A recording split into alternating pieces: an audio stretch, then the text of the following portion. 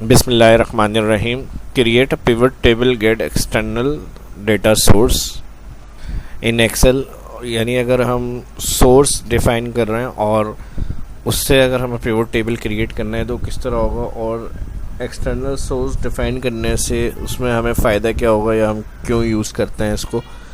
जैसे अगर हम पिवट टेबल बनाते हैं, पिवट टेबल में डायनेमिक अपडेट नहीं होता, यानी अगर हम कॉलम ऐड कर लेते हैं डिफ़ाइन करने के बाद रेंज तो या रॉ ऐड कर लेते हैं तो वो उसके अंदर खुद से डिफ़ाइन नहीं होती। उसके लिए फिर हमें बाद में जाके चेंज डेटा सोर्स करके फिर उसको सिलेक्ट करना पड़ता है दोबारा टेबल को, जितना डेटा ऐड हुआ होता है, और फिर ओके करते हैं तो वो रेड में ऐड होता है और उसके बाद फिर रिफ़्रेश। तो इन चीज़ों से बचने के लिए अगर हम चाह रहे हैं कि डायरेक्ट जब हम पिवट टेबल कोई रिपोर्ट वगैरह बनाने के लिए यूज़ कर रहे हैं और उसमें अपडेट हो रहा है डेली का बेसिस का रिकॉर्ड, तो ऑटोमेटिक उसमें ऐड होता रहे, हमें बार बार चेंज सोर्स ना करना पड़े।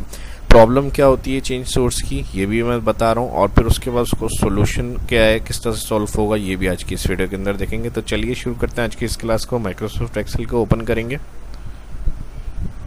अब देखें, जैसे मिसाल के तौर पे ये डेटा है फर्स्ट हमारे पास, यहाँ मैंने कुछ कॉलम बनाए हुए XYZ, कोई भी डेटा या कॉलम रिकॉर्ड हो सकता है आपका डेटाबेस, जिसके ऊपर आपको पिवट यूज़ करना है या जो भी आज के मैं ऑप्शन समझा रहा हूँ उस हिसाब से आप उसको अप्लाई कर सकते हैं। कुछ कॉलम में आपका रिकॉर्ड होगा। अब यहाँ मेरे पास order date, sales, person, quantity, price और रेवेन्यू है। अगर मैं इसमें पिवट टेबल बनाता हूँ, इंसर्ट में जाएंगे, पिवट में जाएंगे, यहाँ देखें टेबल रेंज के अंदर ऑल डेटा सिलेक्ट हो जाएगा डिफाइन, और यहाँ A1 से E37 तक की रेंज आ रही है। ओके, तो अलग शीट ऐड हो जाएगी। न्यू शीट पे क्लिक था तो न्यू ऐड टेबल के बाद अगर हम यहाँ देखें तो वो कॉलम फील्ड्स हमारी आ रही होंगी। अब जो भी हमें पिवट में यहाँ डेटा शो कराना है, इधर से हम इन फील्ड्स में ड्रैग करते हैं। जैसे मिसाल के तौर पर सेल्स पर्सन को मैंने रॉ में छोड़ दिया, तो इधर सारे कॉलम रॉ में, एक कॉलम के अंदर हमारे पास एम्प्लॉइज़ के नेम, सेल पर्सन जो है, और फिर उन्होंने क्या क्या सेल्स के, इनका रेवेन्यू जो है वैल्यू वाले सेक्शन में ड्रैग कर देता हूँ। तो ये तो हमारा सिंपल हो गया ड्रॉ एंड ड्रैग करने का तरीका पिवट टेबल के अंदर और डेटा शो होने का।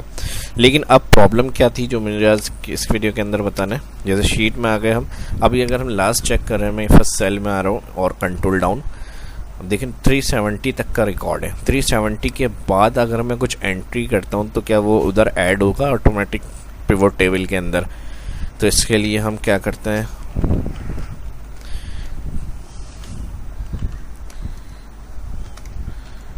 डेट इंटर कर लेते हैं, कुछ नाम टाइप कर लेता हूं मैं,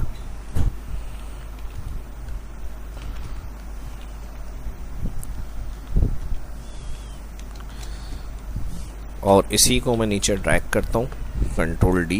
टुडे की डेट में आ गया ये, बस नाम चेंज कर लेते हैं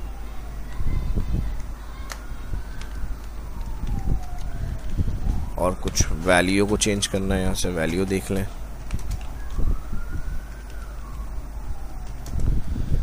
अब 370 तक रिकॉर्ड आ रहा था और उसके बाद हमने नया मज़ीद एंट्री का काम किया इसके अंदर, और इधर अगर हम चेक करें तो यहाँ पर कि ये वाले रिकॉर्ड ऐड होंगे इसके अंदर। वक्कास तो ऑलरेडी है तो उसका तो मर्ज जो करा रहा है, यूसुफ भी है। अच्छा, मैं यहाँ पर नेम एक काम कर लेता हूँ, यहाँ 370 के बाद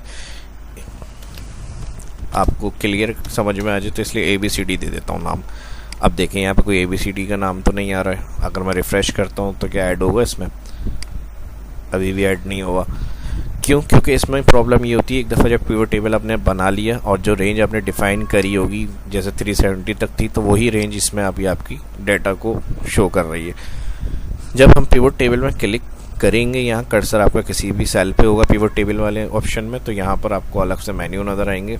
मेन्यू के एंड के अंदर पिवट टेबल टूल, और यहाँ पर एनालाइज और डिज़ाइन। तो इस प्रॉब्लम को सोल्व करने के लिए हम क्या करते हैं, अभी मैं मैनुअल समझा रहा हूँ कि प्रॉब्लम है क्या ये और उसको सोल्व किस तरह से करते हैं। लेकिन इसको डायनेमिक हम चाह रहे हैं कि चेंज हो, तो उसका सोल्यूशन अभी मैं बताऊंगा आपको। एनालाइज में यहाँ पर ऑप्शन होता है चेंज डेटा सोर्स। जब हम इस पर क्लिक करेंगे तो ये आपको देखें एंड वाला सेल वहीं तक दिखा रहे 370, यानी आपने जो रेंज बनाई थी, यानी ये ऑटो इंक्रीज नहीं हुई।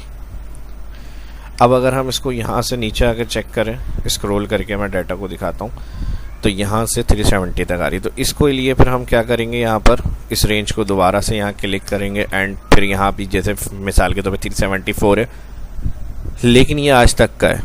हो सकता है कल मैं फिर और आगे काम करूँ 400 तक चले जाए, तो फिर मैं यहाँ पे दोबारा इस ऑप्शन में चेंज डेटा सोर्स करता रहूँ और यहाँ से आके ओके करता रहूँ और फिर यहाँ आके रिफ़्रेश करूँगा तो फिर देखिए यहाँ पे वो ऐड होगा डेटा। तो इस चीज़ से बचने के लिए, क्योंकि जो भी काम होता है वो हम इस तरह करते हैं कि हमारा अगर डेली का काम है तो हमें डिस्टर्बेंस ना नहीं हो और उसके जो तरीके हैं उसी तरह से उसको किया जाए, तो वो मुझे आज की इस वीडियो के अंदर आपको बताना है। ये प्रॉब्लम यानी ऑटो अपडेट हो उसके अंदर। अब मैं इसके बाद यानी जो भी एंट्री करता हूँ वो ऑटोमेटिक डायनेमिक रेंज ऐड होती रहे इसके अंदर। तो इसके लिए अगर हम सिंपल एक तरीका अप्लाई करें तो यहाँ पर हम एक ऑफसेट फार्मूले का यूज़ कर सकते हैं।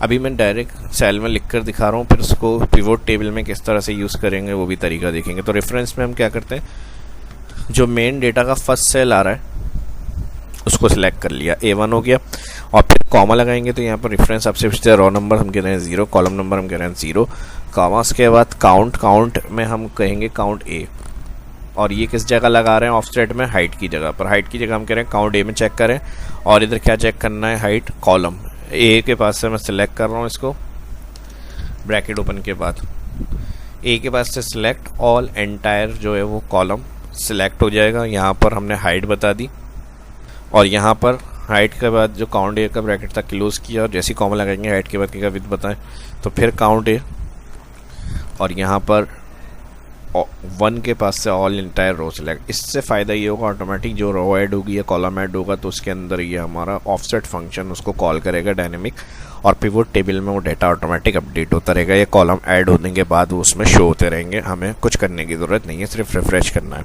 तो अभी तो मैं सिंपल यहाँ बता रहा हूँ, फिर उसको कॉल करेंगे हम नेम मैनेजर के ऑप्शन से और डिफाइन करा देंगे इस फार्मूले को। तो काउंट ब्रैकेट और if offset bracket control shift enter array apply करेंगे। फर्स्ट आ गया, इसको ड्रैग करेंगे, जहाँ तक ड्रैग करेंगे वहाँ तक की इसकी जो रेंज है वो आ जाएगी आपकी राइट साइड। अभी मैं फ़िलहाल कुछ सेल तक ड्रैग कर रहा हूँ, वरना जितना आपका रिकॉर्ड है आप इजीली वहाँ तक इसको लेके जा सकते हैं, और ये ऑटोमेटिक यहाँ से जो भी चेंजेस होगी आपकी अपडेट होती रहेगी। देखें यहाँ पर भी चेंज हो गया। तो ये तो हो गया हमारा सिंपल तरीका। अब इसी फार्मूले को कंट्रोल शिफ्ट 3 डेट फॉर्मेट के लिए इसी फार्मूले को हम यूज़ करेंगे नेम मैनेजर में, और वो हम जो नाम डिफ़ाइन करेंगे वो कॉल करेंगे हम पिवोट टेबल में। और फिर जो अभी मैंने बताया था कि ये मसला आ रहा था वो मसला नहीं होगा। अब इसको मैं यहाँ से कर रहा हूँ क्लियर, और इसको भी मैं यहाँ से डिलीट कर रहा हूँ जो हमने अपना पिवोट टेबल बनाया था। तो इसको भी मैं अभी फ़िलहाल क्लियर करके राइट क्लिक डिलीट। ठीक है जी, अब हमें क्या करना है, इस रेंज को सिलेक्ट कर लें आप। ठीक है जी, अभी 374 तक सिलेक्ट है रेंज हमारी। फार्मूला मेन्यू में जाएंगे, डिफाइन नेम, और यहाँ कोई भी आप नाम दे सकते हैं। ठीक है जी, जब आप क्लिक करेंगे तो इस तरह से ये नज़र आ रहा होगा आपको, और यहाँ कोई भी आप नाम दे दें। मैं डेटा कर रहा हूँ, यहाँ डी कर रहा हूँ। ठीक है जी, या DB कर देते हैं डेटाबेस, और फिर यहाँ रेफरेंस की जगह पर हम ऑफसेट जो फार्मूला मैंने बाहर बताया था वही हम इधर टाइप करेंगे। ऑफसेट में हम क्या करेंगे, फर्स्ट सेल सिलेक्ट, और ये बाय डिफ़ॉल्ट एब्सोल्यूट हुआ आएगा, डॉलर साइन जो लगे हुए हैं रॉ से पहले और कॉलम से पहले। ऑफसेट के बाद हम कॉमा लगाएंगे, इसको रॉ नंबर 0, अभी जो मैनुअल मैंने बताया था ऑफसेट में जो सेंटेंस आ रहे होते हैं, और कॉलम नंबर 0। उसके बाद हाइट आती है और विथ, तो हाइट में वही काउंट A लगा देंगे हम यहाँ पे। फार्मूला सही होना चाहिए, कोई स्पेलिंग में मिस्टेक नहीं है, और जिस तरह से आपका जो फार्मूला है वही इसी तरह से आप लगाएंगे। यहाँ पर काउंट A ब्रैकेट ओपन, और सबसे पहले एंटायर कॉलम था जो हाइट में हमें दिखाना था, चेक कराना था, तो यहाँ पर A: A, और बाय डिफ़ॉल्ट मैंने बताया डॉलर लगे हुए आएंगे। यहाँ पर भी ब्रैकेट क्लोज करेंगे, फिर कॉमा विथ की जगह पर फिर काउंट A ब्रैकेट क्लोज, और जहाँ 1 लिखा हुआ है यहाँ से एंटायर रो सिलेक्ट। यहाँ पर आपका काउंट ब्रैकेट क्लोज, और यहाँ पर ऑफसेट का bracket close, count A bracket और ऑफसेट ब्रैकेट क्लोज के बाद ओके कर देंगे। नाम ये याद रखिएगा क्योंकि पिवोट टेबल बनाते वक्त यही नाम आपको वहाँ एंटर करना होगा। तो इसको हम कर देंगे ओके।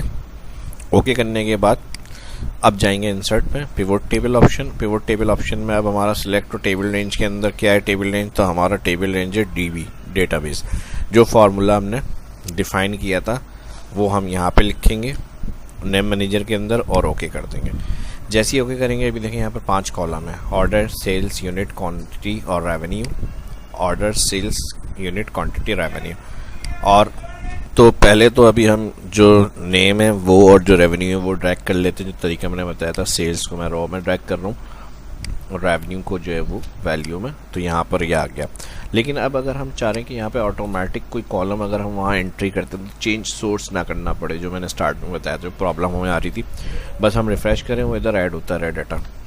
तो इसके लिए हम क्या करेंगे, मेन वाली शीट में आ जाएंगे। अब हम चेक करते हैं कि ऑटो अपडेट हो रहा है ये। मैं एक कॉलम सिटी का ऐड कर लेता हूँ। सिटी का ऐड करने के बाद कुछ सिटी के नाम जो है वो मैं एंटर कर लेता हूँ। यहाँ पे कुछ नाम मैंने एंटर कर लिए हैं और इसको मैं ड्रैग कर लेता हूँ, तो ये कॉलम ऐड हो गया सिटी। अगर हम वापस पिवोट में आए तो यहाँ पे कोई सिटी की हेडिंग ऐड हुई हुई है क्या, ऑटोमेटिक नहीं हुई हुई, तो इसको हम सिर्फ छोटा सा एक काम करके देखते हैं, शायद ऐड हो जाए। राइट क्लिक करें यहाँ पर और रिफ़्रेश, आ गया जी, सिटी का ऑटोमेटिक डाटा आ गया। अगर इसको शो करना है सिटी को तो आप रॉ में शो करना चाह रहे हैं रॉ में रख लें, कॉलम में शो करना चाह रहे हैं कॉलम में रख लें।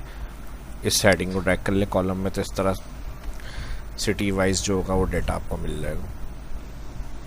तो इस तरह जितने कॉलम आप आगे ऐड करते रहेंगे, जैसे मिसाल के तौर पे मैं मंथ का कॉलम ऐड कर लेता हूँ और मंथ के अंदर मैं यहाँ से टैक्स फार्मूले से इस वाले मंथ के अंदर से मंथ देखना चाह रहा हूँ, तो इन्वर्टेड कॉमा में 3 दफ़ा एम दूंगा, inverted comma bracket close, enter. तो यहाँ से ड्रैग करेंगे, ड्रैग करने के बाद सिंपल बस यहाँ जाना है। अभी देखें नहीं आ रहा यहाँ पे, राइट क्लिक करें रिफ़्रेश, तो मंथ का भी नाम ऐड हो गया।